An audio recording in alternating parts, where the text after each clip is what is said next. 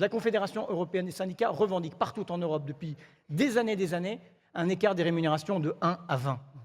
Ça veut dire 25 000 euros. Franchement, on arrive à joindre les deux bouts avec 25 000 euros net par mois.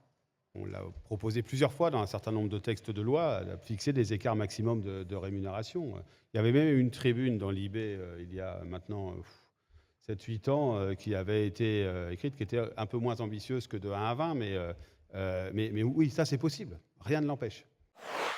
Je conteste ce 1 à 20 parce que la gauche est inaudible, parce que sa proposition ne vaut pas le coup.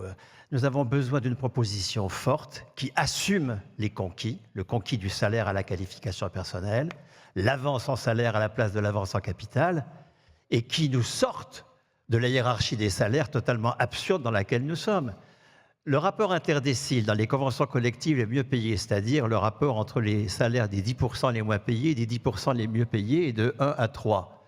Dans la fonction publique aussi, pas le rapport des salaires évidemment, effectifs, mais des interdéciles. Passons à un rapport de 1 à 3 des salaires. Enfin, si nous sommes à 1700 ou 1800 euros net par mois le SMIC, on ne va pas légitimer dans un rapport de 1 à 20 un salaire mensuel de 34 000 euros. Enfin, c'est un scandale. Comment voulez-vous susciter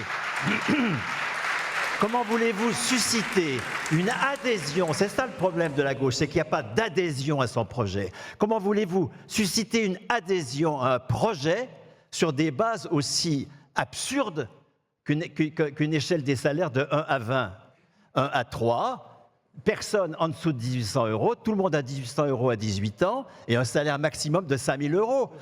Au-delà de 5000 euros par mois, que voulez-vous faire en dehors d'emmerder le monde? Enfin, il n'y a aucune légitimité.